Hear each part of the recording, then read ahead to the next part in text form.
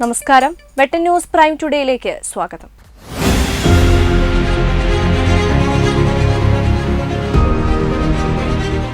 സമദാനിയും മുസ്ലിം ലീഗും മറുപടി പറയണം. പരസ്യ സംവാദത്തിന് വെല്ലുവിളിച്ച് KS ഹംസ.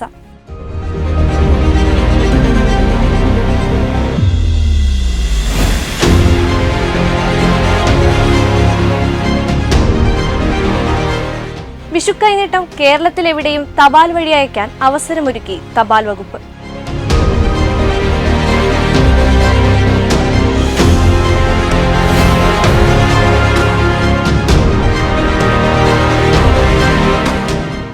MP അബ്ദുൾ സമദ് സമദാനി നിറമരുതൂർ പഞ്ചായത്തിലെ പുതിയ കടപ്പുറത്ത് നടന്ന സൗഹൃദ സംഗമത്തിൽ സംബന്ധിച്ചു.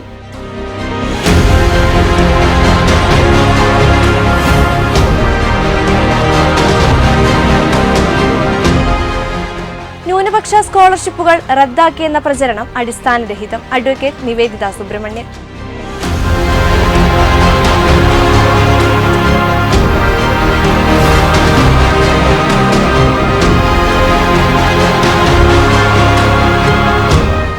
MES സെന്റർ സ്കൂളിൽ ഇഫ്താർ വിരുന്ന് സംഘടിപ്പിച്ചു.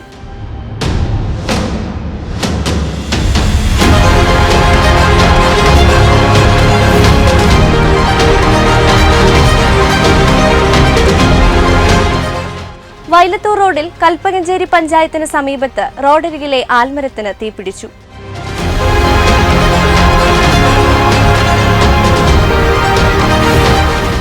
വിശദമായ വാർത്തകൾ. ചോദ്യങ്ങളെ ഭയക്കുന്ന സ്ഥാനാർത്ഥി ജനാധിപത്യത്തിന് അപകടം. MP അബ്ദുൾ സമദ് സമദാനിയെ പരസ്യ സംവാദത്തിന് വെല്ലുവിളിച്ച് LDF സ്ഥാനാർത്ഥി KS ഹംസ. മുസ്ലിം ലീഗുമായും ഹൈദരലി ശിഹാബ് തങ്ങളുമായും ബന്ധപ്പെട്ട് താൻ ഉന്നയിച്ച ആരോപണങ്ങൾക്ക് മറുപടി പറയാതെ മുസ്ലിം ലീഗ് ഒളിച്ചോടുകയാണെന്നും അദ്ദേഹം പറഞ്ഞു. തിരൂരിൽ വാർത്താ സമ്മേളനത്തിലാണ് അദ്ദേഹം ഇക്കാര്യം പറഞ്ഞത്. അതുതന്നെയാണ് ഒളിച്ചോട്ടം എന്ന് പറയുന്നത്. പറഞ്ഞാൽ അതിൻ്റെ അടുത്ത മറുപടി വേറെ കിട്ടും എന്നതുകൊണ്ടാണ് അവർ തീരുമാനിച്ചതും അങ്ങനെ തന്നെയാണ്. അത്ര എന്നോടും പറഞ്ഞു, അതിൽപ്പെട്ട ആളുകൾ പറയാറുണ്ട്. കാരണം എന്താണ് അവർ മറുപടി പറയുക? ഞാൻ മുന്നോട്ട് വെച്ച കുറേ രാഷ്ട്രീയ കാര്യങ്ങളുണ്ട്. കഴിഞ്ഞ 5 വർഷം ഇന്ത്യൻ പാർലമെൻറ്റിൽ കരിനിയമങ്ങൾ ചുട്ടെടുക്കുകയായിരുന്നു. ആ സമയത്തൊക്കെ ഇവരുടെ റോൾ എന്തായിരുന്നു എന്നതാണ് ഒരു ചോദ്യമുള്ളത്. ഇപ്പോൾ NIA ബില്ല് വോട്ടിനിട്ടപ്പോൾ എന്തുകൊണ്ട് അതിനെതിരെ വോട്ട് ചെയ്തില്ല? എന്ത് ന്യായമാണ് ലീഗിന് പറയാനുണ്ടാവുക? കേരളത്തിൽ നിന്ന് ഒരേ ഒരു MP മാത്രമാണ് എതിർ വോട്ട് ചെയ്തിട്ടുള്ളത്. ലീഗിൻ്റെ MPമാർ എന്തുകൊണ്ട്? കാരണം NIA ബില്ലിൻ്റെ പേരിൽ 90% ജയിലിൽ കിടക്കുന്നത് മതന്യൂനപക്ഷങ്ങളാണ്. ഇവർ മതന്യൂനപക്ഷങ്ങളുടെ അപ്പോസ്തലന്മാരാണെന്ന് പറഞ്ഞു പോയവർ എന്തുകൊണ്ട് എതിർ വോട്ട് ചെയ്തില്ല എന്നാണ് ഒരു ചോദ്യം. വേറൊരു ചോദ്യം ഞാൻ ചോദിച്ചത്, ഉപരാഷ്ട്രപതി തെരഞ്ഞെടുപ്പിന് വോട്ട് ചെയ്യാൻ പോയിട്ട് എതിരെ വെങ്കയ്യ നായിഡുവിനെതിരെ വോട്ട് ചെയ്യാൻ പോയി ബോംബെയിലിരുന്നു. ഡൽഹിയിലേക്ക് 24ഓളം ഫ്ലൈറ്റ് പോയിട്ടുണ്ട്. ഫ്ലൈറ്റ് കിട്ടിയില്ല എന്ന് പറഞ്ഞു. ഇവർക്ക് ഒരു വിമാനം വിലക്ക് പിടിച്ച് പോകാൻ കഴിവുള്ളവരായിരുന്നു, അല്ലെങ്കിൽ വിമാനമുള്ളവരാണ്, അല്ലെങ്കിൽ ചാർട്ടർ ചെയ്ത് പോവാം. അല്ലാതെ തന്നെ വിമാനങ്ങളുണ്ടായിരുന്നേ. എന്ത് ന്യായമാണ് അവർക്ക് പറയാനുള്ളത്? ഈ ഹൈദരലി ശിഹാബ് തങ്ങളെ തനിക്ക് ചുട്ട കുട്ടി ചോട്ടിൽ നിന്നാണ് ഞാൻ അടുത്ത് പറഞ്ഞത്, വെറുതെ പറഞ്ഞതല്ല. ഇവരുടെ കയ്യിലുള്ള കള്ളപ്പണം സംരക്ഷിക്കാൻ വേണ്ടി ഹൈദരലി തങ്ങളുടെ പേരിലുള്ള ചന്ദ്രിക അക്കൗണ്ടിൽ നിക്ഷേപിക്കുന്നു. ED വന്ന സമയത്ത് ED വന്നു അല്ലെങ്കിൽ വരുത്തി ഹൈദരലി തങ്ങളുടെ വീട്ടിലേക്ക് ED കൊണ്ടുപോകുന്നു. ഇന്നും പിടികിട്ടാത്ത ഉത്തരം തരാത്തൊരു ചോദ്യം അവശേഷിക്കുന്നുണ്ട്. എന്തിനാണ് ED പാണക്കാട്ടേക്ക് കുഞ്ഞാലിക്കുട്ടിയുടെ വസതി വരേക്ക് EDയുടെ വണ്ടിയിൽ വന്നിട്ട് പിന്നീട് അവിടെ നിന്ന് ഒരു ഇന്നോവ നമ്പർ 1 KL10 1 നമ്പറുള്ള ഒരു ഇന്നോവ പ്രൈവറ്റ് ഒരു ബിനാമിയുടെ വണ്ടിയിലാണ് ED ഹൈദരലി ശിഹാബ് തങ്ങളെ ചോദ്യം ചെയ്യാൻ വരുന്നത്? എന്തുകൊണ്ടായിരുന്നു അത്? കാലത്ത് 7 മണി മുതൽ വൈകുന്നേരം 6 മണി വരെ അടച്ചിട്ട റൂമിലിട്ട് ഋഷിതുല്യനായ ആ മനുഷ്യനെ ED ചോദ്യം ചെയ്ത് മാനസികമായി തകർന്നു കളഞ്ഞു. പിന്നെ അദ്ദേഹം പൊതുജീവിതം കണ്ടിട്ടില്ല. എന്തുത്തരമാണ് അവർക്ക് ഇതിനെതിരെ പറയാനുണ്ടാവുക? ഉത്തരമില്ലാത്തവർ ഒഴിച്ചോടുക സ്വാഭാവികമാണ്. ഞാൻ അവരെ വെല്ലുവിളിക്കുകയാണ്, അവർ ഉത്തരം പറയട്ടെ. ഞാൻ അവരെ മാത്രമല്ല, ഒന്നുകിൽ ബാധ്യതയുണ്ട്, എനിക്കെതിരെ ഇവിടെ മത്സരിക്കുന്ന സ്ഥാനാർത്ഥിക്കെങ്കിലും പൊതുസമൂഹത്തോട് പറയാനുള്ള ബാധ്യത ഇല്ലേ? എനിക്ക് നേരിട്ട് നിങ്ങൾ വിളിച്ചോളൂ, നിങ്ങൾ ആ സ്ഥാനാർത്ഥിയും മറ്റ് സ്ഥാനാർത്ഥികളെയും എന്നെയും വെച്ചോ ഡിബേറ്റിന് നിങ്ങൾ വെച്ചോളൂ, ഞാൻ തയ്യാറാണ്. ഏത് വിഷയമാണെങ്കിൽ ക്വസ്റ്റ്യനെയർ നിങ്ങൾക്ക് വേണമെങ്കിൽ ഉണ്ടാക്കാം. ആ ക്വസ്റ്റ്യനെയറിന് വെച്ചുകൊണ്ട് അതിൽ സാമൂഹ്യ വിഷയങ്ങളാവാം, രാഷ്ട്രീയമാവാം, വ്യക്തിജീവിതമാവാം, ഒക്കെ ആവാം. നിങ്ങൾ വെച്ചോളൂ, ഞാനും വരാൻ തയ്യാറാണ്. സമദാനി ഒന്ന് അടുത്തിരിക്കട്ടെ എന്നിട്ട് നിങ്ങൾ ചോദിക്കൂ. മറ്റ് രാഷ്ട്രീയ പാർട്ടി നേതാക്കൾക്ക് ഒഴിഞ്ഞു മാറാൻ പക്ഷേ ജനാധിപത്യത്തിൽ ഒരു സ്ഥാനാർത്ഥിക്ക് അങ്ങനെ ഒളിച്ചോടാൻ കഴിയില്ലല്ലോ. സ്ഥാനാർത്ഥി പൊതുസമൂഹത്തിൻ്റെ മുന്നിൽ സുതാര്യനാവണ്ടേ? സമദാനിയെ പരസ്യ സംവാദത്തിന് വെല്ലുവിളിച്ച് KS ഹംസ. മുസ്ലിം ലീഗുമായി ബന്ധപ്പെട്ടും ഹൈദരലി ശിഹാബ് തങ്ങളുടെ മരണവുമായി ബന്ധപ്പെട്ടും താൻ ഉന്നയിച്ച ആരോപണങ്ങൾക്ക് മറുപടി പറയാൻ മുസ്ലിം ലീഗ് നേതൃത്വത്തെയും പൊന്നാനി പാർലമെന്റ് മണ്ഡലം UDF സ്ഥാനാർത്ഥി അബ്ദുസമദ് സമദാനിയെയും വെല്ലുവിളിച്ച് KS ഹംസ. റെസിഡൻസിയിൽ നടത്തിയ വാർത്താ സമ്മേളനത്തിലാണ് ഹംസ സംവാദത്തിന് എതിർ സ്ഥാനാർത്ഥി സമദാനിയെ വെല്ലുവിളിച്ചത്. അതുതന്നെയാണ് ഒളിച്ചോട്ടം എന്ന് പറയുന്നത്. പറഞ്ഞാൽ അതിൻ്റെ അടുത്ത മറുപടി വേറെ കിട്ടും എന്നതുകൊണ്ടാണ് അവർ തീരുമാനിച്ചതും അങ്ങനെ തന്നെയാണത്രേ. എന്നോടും പറഞ്ഞു അതിൽപ്പെട്ട ആളുകൾ പറയാറുണ്ട്. കാരണം എന്താണ് അവർ മറുപടി പറയുക? ഞാൻ മുന്നോട്ട് വെച്ച കുറേ രാഷ്ട്രീയ കാര്യങ്ങളുണ്ട്. കഴിഞ്ഞ 5 വർഷം ഇന്ത്യൻ പാർലമെൻറ്റിൽ കരിനിയമങ്ങൾ ചുട്ടെടുക്കുകയായിരുന്നു. ആ സമയത്തൊക്കെ ഇവരുടെ റോൾ എന്തായിരുന്നു എന്നതാണ് ഒരു ചോദ്യമുള്ളത്. ഇപ്പോൾ NIA ബില്ല് വോട്ടിനിട്ടപ്പോൾ എന്തുകൊണ്ട് അതിനെതിരെ വോട്ട് ചെയ്തില്ല? എന്ത് ന്യായമാണ് ലീഗിന് പറയാനുണ്ടാവുക? നേരെ കേരളത്തിൽ നിന്ന് ഒരേ ഒരു MP മാത്രമാണ് എതിർ വോട്ട് ചെയ്തിട്ടുള്ളത്. ലീഗിൻ്റെ MP മാർ എന്തുകൊണ്ട്? കാരണം NIA ബില്ലിൻ്റെ പേരിൽ 90% ജയിലിൽ കിടക്കുന്നത് മതന്യൂനപക്ഷങ്ങളാണ്. ഇവർ മതന്യൂനപക്ഷങ്ങളുടെ അപ്പോസ്തലന്മാരാണെന്ന് പറഞ്ഞു പോയവർ എന്തുകൊണ്ട് എതിർ വോട്ട് ചെയ്തില്ല എന്നാണ് ഒരു ചോദ്യം. വേറൊരു ചോദ്യം ഞാൻ ചോദിച്ചത്, ഉപരാഷ്ട്രപതി തെരഞ്ഞെടുപ്പിന് വോട്ട് ചെയ്യാൻ പോയിട്ടെതിരെ വെങ്കയ്യ നായിഡുവിനെതിരെ വോട്ട് ചെയ്യാൻ പോയി ബോംബെയിലിരുന്നു. ഡൽഹിയിലേക്ക് 24ഓളം ഫ്ലൈറ്റ് പോയിട്ടുണ്ട്, ഫ്ലൈറ്റ് കിട്ടിയില്ല എന്ന് പറഞ്ഞു. ഇവർക്ക് ഓരോ വിമാനം വിലക്ക് പിടിച്ച് പോകാൻ കഴിവുള്ളവരായിരുന്നു, അല്ലെങ്കിൽ വിമാനമുള്ളവരാണ്, അല്ലെങ്കിൽ ചാർട്ടർ ചെയ്ത് പോവാം, അല്ലാതെ തന്നെ വിമാനങ്ങൾ ഉണ്ടായിരുന്നേ. എന്ത് ന്യായമാണ് അവർക്ക് പറയാനുള്ളത്? ഈ ഹൈദരലി ശിഹാബ് തങ്ങളെ തനിക്ക് ചുട്ട കുട്ടി ചോട്ടിൽ എന്നാണ് ഞാൻ അടുത്ത് പറഞ്ഞത്, വെറുതെ പറഞ്ഞതല്ല. ഇവരുടെ കയ്യിലുള്ള കള്ളപ്പണം സംരക്ഷിക്കാൻ വേണ്ടി ഹൈദരലി തങ്ങളുടെ പേരിലുള്ള ചന്ദ്രിക അക്കൗണ്ടിൽ നിക്ഷേപിക്കുന്നു. ED വന്ന സമയത്ത് ED വന്നു അല്ലെങ്കിൽ വരുത്തി ഹൈദരലി തങ്ങളുടെ വീട്ടിലേക്ക് ED കൊണ്ടുപോകുന്നു. ഇന്നും പിടികിട്ടാത്ത ഉത്തരം തരാത്തൊരു ചോദ്യം അവശേഷിക്കുന്നുണ്ട്. എന്തിനാണ് ED പാണക്കാട്ടേക്ക് കുഞ്ഞാലിക്കുട്ടിയുടെ വസതി വരേക്ക് EDയുടെ വണ്ടിയിൽ വന്നിട്ട് പിന്നീട് അവിടെ നിന്ന് ഒരു ഇന്നോവ നമ്പർ 1 KL10 1 നമ്പറുള്ള ഒരു ഇന്നോവ പ്രൈവറ്റ് ഒരു ബിനാമിയുടെ വണ്ടിയിലാണ് ED ഹൈദരലി ശിഹാബ് തങ്ങളെ ചോദ്യം ചെയ്യാൻ വരുന്നത്? എന്തുകൊണ്ടായിരുന്നു അത്? കാലത്ത് 7 മണി മുതൽ വൈകുന്നേരം 6 മണി വരെ അടച്ചിട്ട റൂമിലിട്ട് ഋഷിതുല്യനായ ആ മനുഷ്യനെ ED ചോദ്യം ചെയ്ത് മാനസികമായി തകർന്നു കളഞ്ഞു. പിന്നെ അദ്ദേഹം പൊതുജീവിതം കണ്ടിട്ടില്ല. എന്ത് ഉത്തരമാണ് അവർക്ക് ഇതിനെതിരെ പറയാനുണ്ടാവുക? ഉത്തരമില്ലാത്തവർ ഒളിച്ചോടുക സ്വാഭാവികമാണ്. ഞാൻ അവരെ വെല്ലുവിളിക്കുകയാണ്, അവർ ഉത്തരം പറയട്ടെ. ഞാൻ അവരെ മാത്രമല്ല, ഒന്നുകിൽ ബാധ്യതയുണ്ട്, എനിക്കെതിരെ ഇവിടെ മത്സരിക്കുന്ന സ്ഥാനാർത്ഥിക്കെങ്കിലും പൊതുസമൂഹത്തോട് പറയാനുള്ള ബാധ്യത ഇല്ലേ? എനിക്ക് നേരിട്ട് നിങ്ങൾ വിളിച്ചോളൂ, നിങ്ങൾ ആ സ്ഥാനാർത്ഥിയും മറ്റ് സ്ഥാനാർത്ഥികളെയും എന്നെയും വെച്ചോ ഡിബേറ്റിൽ നിങ്ങൾ വെച്ചോളൂ, ഞാൻ തയ്യാറാണ്. ഏത് വിഷയമാണെങ്കിൽ ക്വസ്റ്റ്യനെയർ നിങ്ങൾക്ക് വേണമെങ്കിൽ ഉണ്ടാക്കാം. ആ ക്വസ്റ്റ്യനെയറിന് വെച്ചുകൊണ്ട് അതിൽ സാമൂഹ്യ വിഷയങ്ങളാവാം, രാഷ്ട്രീയമാവാം, വ്യക്തിജീവിതമാവാം, ഒക്കെ ആവാം. നിങ്ങൾ വെച്ചോളൂ, ഞാനും വരാൻ തയ്യാറാണ്. സമദാനി ഒന്ന് അടുത്തിരിക്കട്ടെ എന്നിട്ട് നിങ്ങൾ ചോദിക്കൂ. മറ്റ് രാഷ്ട്രീയ പാർട്ടി നേതാക്കൾക്ക് ഒഴിഞ്ഞു മാറാൻ പക്ഷേ ജനാധിപത്യത്തിൽ ഒരു സ്ഥാനാർത്ഥിക്ക് അങ്ങനെ ഒളിച്ചോടാൻ കഴിയില്ലല്ലോ. സ്ഥാനാർത്ഥി പൊതുസമൂഹത്തിന്റെ മുന്നിൽ സുതാര്യനാവണ്ടേ? താൻ ലീഗിനെ കുറിച്ച് പറഞ്ഞ കാര്യങ്ങൾ അടിസ്ഥാനരഹിതമാണെങ്കിൽ സമദാനി മറുപടി പറയണം, അല്ലെങ്കിൽ ലീഗ് നേതൃത്വം മറുപടി പറയാനുള്ള തന്റെ ഇടം കാണിക്കണമെന്നും അദ്ദേഹം പറഞ്ഞു. ചോദ്യങ്ങളിൽ നിന്നും വസ്തുതകളിൽ നിന്നും ഒളിച്ചോടുന്നത് ജനാധിപത്യത്തിനും മതേതരത്വത്തിനും ചേർന്നതല്ല.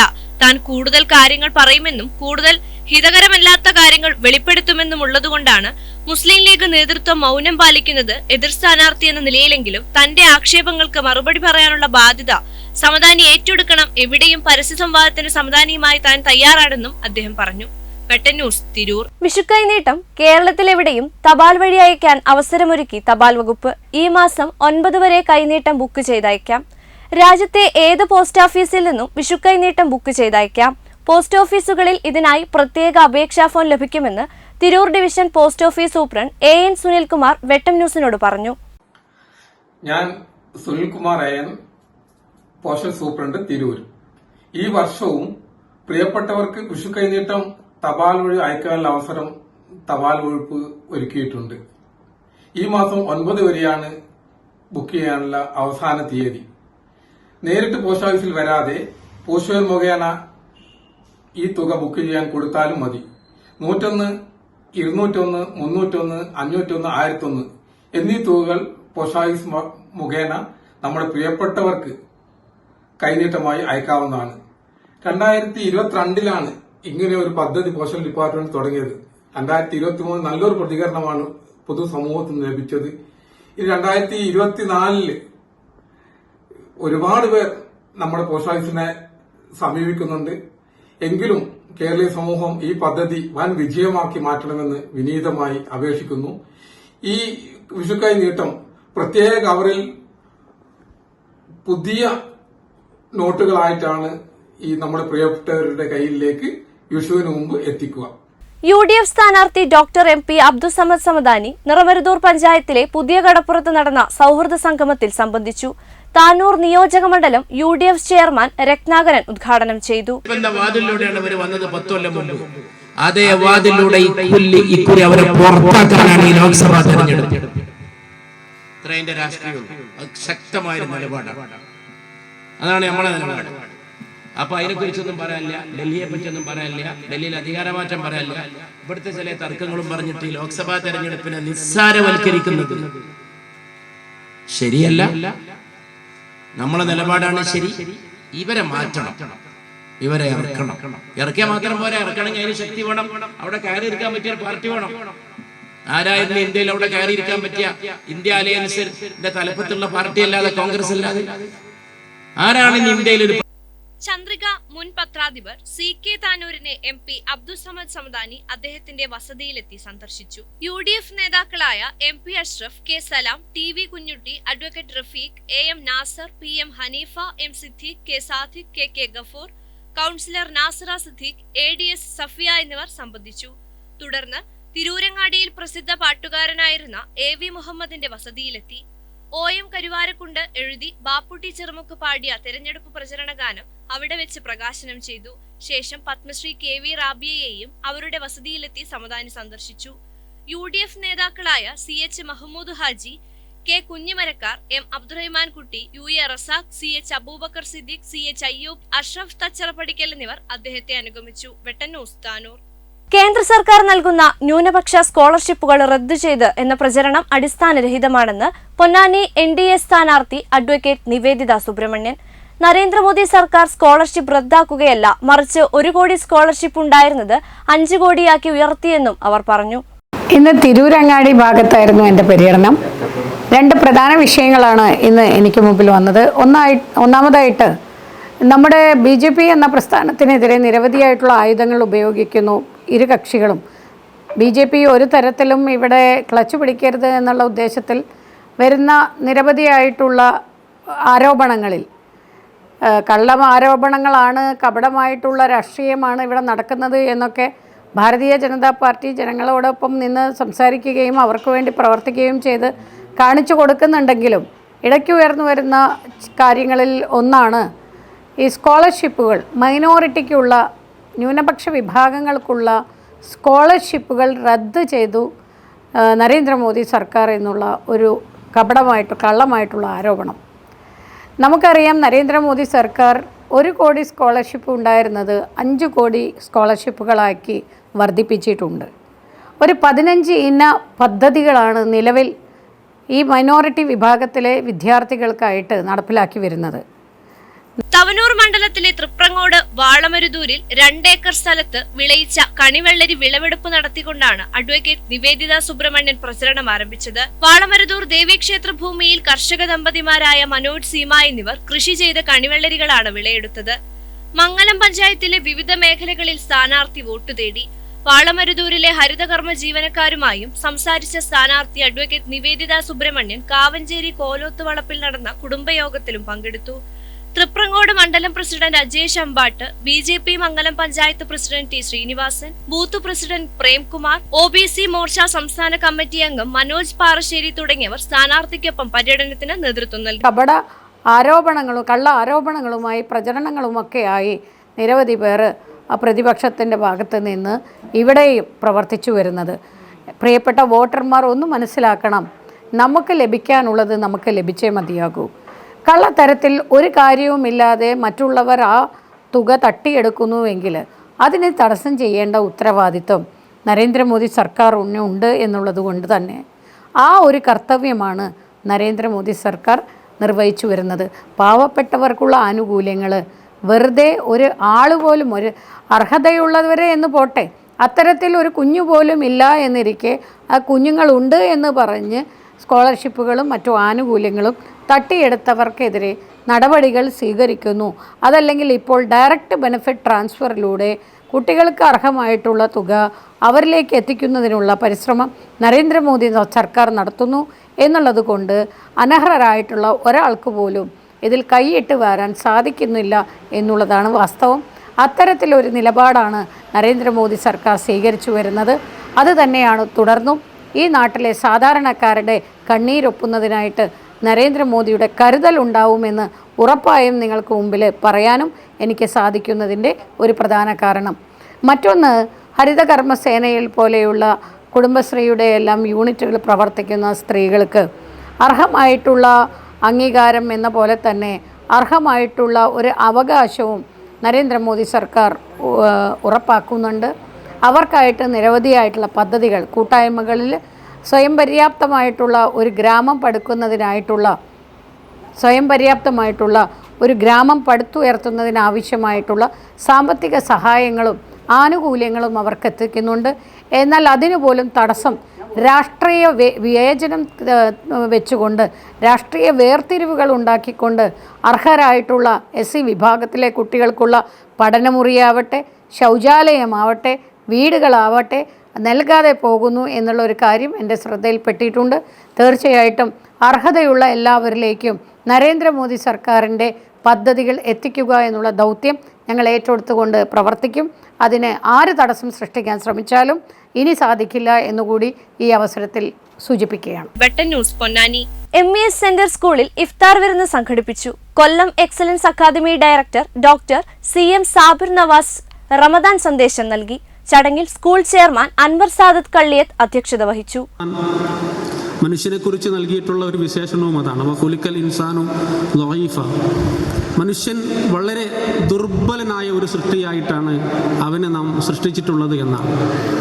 പക്ഷേ പലപ്പോഴും നമ്മുടെ ജീവിതത്തിൻ്റെ ഈ പളപളപ്പിനിടയിൽ നമ്മളിങ്ങനെ ഓടിപ്പോകുമ്പോൾ, ചിലപ്പോൾ നമ്മളെ തന്നെ മറന്നു പോകുമ്പോൾ, നാം ആര് എന്ന് നമ്മൾ വിസ്മരിക്കുമ്പോൾ നമ്മൾ ആരൊക്കെയോ ആണ് എന്ന ഒരു തോന്നൽ നമുക്കുണ്ടാകും. നമ്മൾ വിചാരിച്ചാൽ ഇവിടെ പലതും നടക്കുമെന്ന ഒരു അഹങ്കാരം നമുക്ക് കടന്നുകൂടും.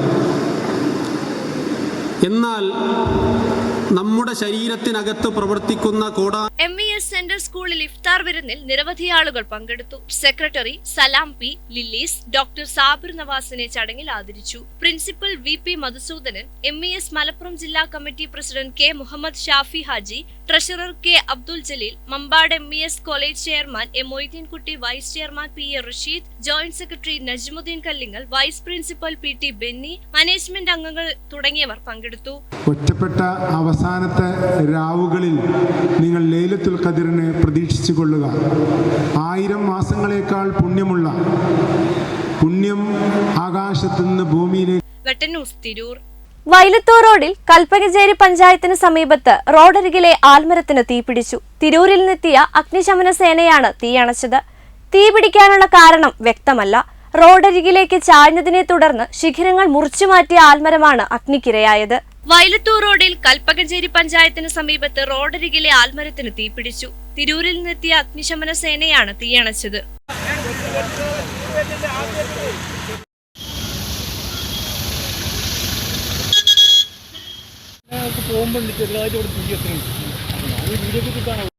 ഞാൻ പള്ളി പോയി വന്നപ്പോഴാണ് ഈ തീപ്പറിന് കൂടുതലായിട്ട് കണ്ടത്. ഉടനെ ഫയർഫോഴ്സിനെ വിളിച്ചു. പിന്നെ തൊട്ടടുത്ത വീടുണ്ടാവും, വീട്ടിന്റെ ഷെരീഫിന്റെ വീട്ടിന്റെ മോട്ടർ എടുത്തിട്ട് ആ പറമ്പിലോട്ട് പോയ തീയെ കാണിച്ചു. അപ്പോഴത്തേക്ക് ഫയർഫോഴ്സ് എത്തി, കാര്യങ്ങളൊക്കെ ക്ലിയർ ആയി. ആ മോട്ടർ അടിച്ചിട്ട് കുറച്ച് ആ ഭാഗം പറമ്പ് കത്തിപ്പോയിരുന്നു.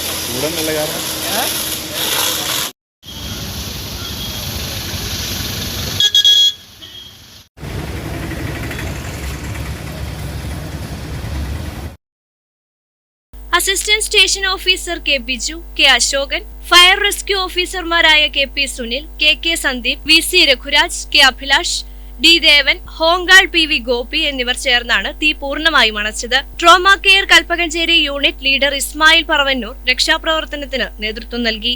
വെട്ട ന്യൂസ്, തിരൂർ. ഇതോടെ ഈ വാർത്താ ബുള്ളറ്റിൻ ഇവിടെ പൂർണ്ണമാകുന്നു. നന്ദി, നമസ്കാരം.